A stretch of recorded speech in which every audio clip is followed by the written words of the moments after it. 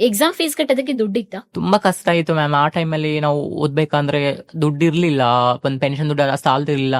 ನಾನು ಏನ್ ಮಾಡ್ತಿದ್ದೆ ಅಂದ್ರೆ ಬೇರೆ ಜಮೀನಲ್ಲಿ ಹೋಗಿ ಕಳೆ ಕೀಳಕ್ ಹೋಗ್ತಿದ್ದೆ, ಆಮೇಲೆ ಆ, ಇದು ಜೋಳ ಮುರಿಯಕ್ ಹೋಗ್ತಿದ್ದೆ. ಆ ದುಡ್ಡನ್ನ ಸ್ವಲ್ಪ ಸ್ವಲ್ಪ ಸೇವಿಂಗ್ ಮಾಡ್ತಿದ್ದೆ. ಅದು ಸಾಲ್ತಾ ಇಲ್ಲ ಅಂತ ನಾನು ಅಕ್ಕಪಕ್ಕ ಅಂಗನವಾಡಿ ಟೀಚರ್ಸ್ ಬುಕ್ಸ್ ಬರೆಯಕ್ ಕೊಡ್ತಿದ್ರು. ಆ ಅಂಗನವಾಡಿ ಟೀಚರ್ಸ್ ಬುಕ್ ಬರೆದು ನಾನು 200-300 ನಮ್ಗೆ ತುಂಬಾ ಇದಿತ್ತು ಮ್ಯಾಮ್. ಆಮೇಲೆ ನಾನು ಚುರುಮುರಿ ಕಟ್ಟಕ್ ಹೋಗೋದು, ಗಿರ್ನಿಲಿ ಕಸ ಗುಡ್ಸಕ್ ಹೋಗೋದು, 1-2 ರೂಪಾಯಿ ತುಂಬಾ ಇಂಪಾರ್ಟೆಂಟ್ ಆಗ್ತಿತ್ತು. ಅಂದ್ರೆ ಇಂತ ಕೆಲಸ ಮಾಡಿ ಹಾ. ಹಂಗಿಲ್ಲ ನೀವು ಎಲ್ಲಾನು ಮಾಡಿದ್ದೀನಿ ಮ್ಯಾಮ್. ಎಲ್ಲಾನು ಮಾಡಿರೋದು ಹೌದು. ಎಜುಕೇಶನ್ಗೋಸ್ಕರ. ಎಜುಕೇಶನ್ ಮಾಡಕ್ಕೋಸ್ಕರ. ಅಂದ್ರೆ ನಿಮ್ಮ ಮೈಂಡ್ ಚೇಂಜ್ ಆಗಿಲ್ವಲ್ಲ ಆ ಟೈಮ್ ಅಲ್ಲಿ? ಯಾಕೆಂದ್ರೆ ನಿಮ್ಮ ಕಮ್ಯುನಿಟಿ ಕಡೆ ಸೇರ್ಬೇಕು ಅಥವಾ ಯಾರೋ ಒಬ್ರ ಜೊತೆ ನನ್ನ ಫೀಲಿಂಗ್ಸ್ ನ ಶೇರ್ ಮಾಡ್ಕೊಬೇಕು ಅಂತ ಹೇಗೆ ಕಂಟ್ರೋಲ್ ಮಾಡ್ಕೊಂಡ್ರಿ? ತುಂಬಾ ಅಂದ್ರೆ ತುಂಬಾ ಮನಸ್ಸಲ್ಲಿ ಫೀಲಿಂಗ್ಸ್ ಎಲ್ಲ ಇತ್ತು. ನಾನು ತುಂಬಾ ಆಡ್ಕೋತಿದ್ರು, ಅಕ್ಕಪಕ್ಕದ ಎಲ್ಲ ಮಾಡ್ಕೋತಿದ್ರು. ಬಟ್ ನನ್ಗೆ ಏನಂದ್ರೆ ನನ್ನ ಎಜುಕೇಶನ್ ಹಾಳು ಮಾಡ್ಕೋಬಾರ್ದು. ನಾನು ಉತ್ತರ ಕೊಡಕ್ಕಾಗೋದು ಬರೀ ಎಜುಕೇಶನ್ ಇಂದ ಮಾತ್ರ. Exactly you are right.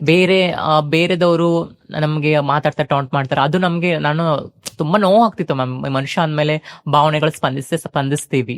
But ಆ ಟೈಮಲ್ಲಿ ನನಗೆ ನಮ್ಮ ಅಜ್ಜಿ ನಮ್ಗೆ ತುಂಬಾ ಮಾರಲ್ ಹೇಳ್ಕೊಡೋದು, ನೀನು ಜಾಬ್ ಮಾಡ್ಲೇಬೇಕು, ನೀನು ಸರ್ಕಾರಿ ಹುದ್ದೆಗೆ ಇಡ್ಲೇಬೇಕು ಅಂತ.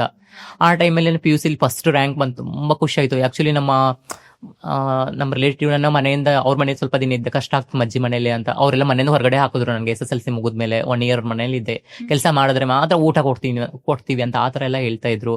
ನಮ್ಮ ಅಜ್ಜಿ ಮನೆ ಕಷ್ಟಪಟ್ಕೊಂಡು ಇದ್ ಮಾಡಿ ನಾನು ಇದು ನಮ್ಮ ತಾಲೂಕಿಗೆ ಸೆಕೆಂಡ್ ಬಂದು, ಆಮೇಲೆ ಮಾಡ್ಬಿಟ್ಟು ಜಾಬ್ ಎಲ್ಲ ಆಯ್ತು ಮ್ಯಾಮ್. ಒಂದು 2 years ಆಯ್ತು. ನನಗೆ ಗೊತ್ತಾಯ್ತು ಆಲ್ರೆಡಿ ಫುಲ್ ಕಂಪ್ಲೀಟ್ಲಿ ನಂಗೆ ತುಂಬಾ ಮೆಂಟ್ಲಿ ಇದಾಗ್ತಾ ಇದೆ, ಡಿಸ್ಟ್ರಾಕ್ಟ್ ಆಗ್ತಾ ಇದೆ. ನಂಗೆ ನನ್ನ ತುಂಬಾ ಚೇಂಜಸ್ ಆಗ್ತಾ ಇತ್ತು. 3 years ಮಾಡಿದ್ರೆ ಕಷ್ಟಪಟ್ಟು ಹಂಗೆ ಡಿಗ್ರಿ ಕಂಪ್ಲೀಟ್ ಮಾಡ್ಕೊಂಡ್ಬಿಟ್ಟೆ ಮ್ಯಾಮ್. ನನ್ಗೆ ಗೊತ್ತಿತ್ತು ಮೊದಲು ಎಜುಕೇಶನ್ ಮೇನು, ಆಮೇಲೆ ನನ್ನ ಭಾವನೆಗಳಿಗಿನ್ನ ಬೆಲೆ ಕೊಡ್ಕೋಬಹುದು ಅಂತ. ನಮ್ಮ ಮನೆಯಲ್ಲಿ ಸ್ವಲ್ಪ ಕ್ಲಿಕ್ ಕೊಟ್ಟೆ. ಆಮೇಲೆ ಹಂಗಂಗೆ ಹೋಗಿ ಆಮೇಲೆ ನಾನು ಕಮ್ಯುನಿಟಿ ಎಲ್ಲ ಪರಿಚಯ ಮಾಡ್ಕೊಂಡು ಇದ್ದಾಗ ಡಿಗ್ರಿ ಕಂಪ್ಲೀಟ್ ಆದ್ಮೇಲೆ ಮಾಡ್ಕೊಂಡೆ ಡಿಗ್ರಿ ಕರೆಸ್ಪಾಂಡೆನ್ಸ್ ಮಾಡಿದ್ದೆ. correspondence. ಆ ಟೈಮ್ ಅಲ್ಲಿ ನೀವು ಜಾಬ್ಗೆ ಹೋಗ್ತಾ ಎಕ್ಸಾಮ್ ಗಳಿಗೆಲ್ಲ ಎಕ್ಸಾಮ್ ಮಾಡ್ತಿದ್ದೆ ಮ್ಯಾಮ್. ಓಕೆ. ಅಲ್ಲೇ ಸುತ್ತಮುತ್ತ ಜಾಬ್?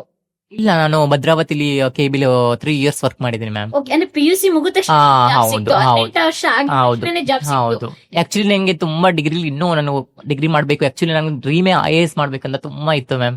ನನಗೆ ಸಿವಿಲ್ ಸರ್ವಿಸ್ ಅಂದ್ರೆ ಹೆವಿ ಹುಚ್ಚು. ನಾನು ಆದ್ರೆ DC ಆಗ್ಬೇಕು ಅಥವಾ ತಹಶೀಲ್ದಾರೇ ಆಗ್ಬೇಕು. ಚಿಕ್ಕ ವಯಸ್ಸಿಂದನೂ ನಮ್ಗೆ ತುಂಬಾ, ಯಾಕಂದ್ರೆ ನಾವು ಸಮಾಜದಲ್ಲಿ ನಾವು ಇದು ಕೆಳಮಟ್ಟದಲ್ಲಿ ಯಾರು ಇರ್ತಾರಲ್ಲ, ಅಂದ್ರೆ ಯಾರು ಬಲಿಪುಷ್ಯಗಳು ಇರ್ತಾರಲ್ಲ, ಯಾರು ಪೂರ್ತಿ ತಳಮಟ್ಟದಲ್ಲಿ ಸಮಾಜ ಇರುತ್ತಲ್ಲ, ಅಂತವ್ರು ಸಹಾಯ ಮಾಡಬೇಕು ಅಂತ ತುಂಬಾ ಇತ್ತು ಮ್ಯಾಮ್ ಚಿಕ್ಕ ವಯಸ್ಸಿನ. ಯಾಕಂದ್ರೆ ಆ ಕಷ್ಟನ ನೋಡ್ಕೊಂಡ್ ಬಂದಿದ್ವಿ ನಾನು. ನಂತರ ಅನಾಥ ಮಕ್ಳು ಎಷ್ಟು ಜನ ಇರ್ತಾರೆ, ಆಮೇಲೆ ನಮ್ಮ ಅಜ್ಜಿ ತರ ವಯಸ್ಸದವ್ರಿಗೆ ಯಾರು ಮಕ್ಕಳಿದ್ರು ಸರಿಯಾಗಿ ನೋಡ್ಕೊಳ್ಳಲ್ಲ, ಅಂತವ್ರಿಗೆ ನನ್ನ ಕೈಲಿ ಏನಾಗುತ್ತೆ ಅಂತ ಅದನ್ನ ಸಹಾಯ ಮಾಡ್ಬೇಕು ಅಂತ ತುಂಬಾ ಆಸೆ ಇತ್ತು ನಂಗೆ.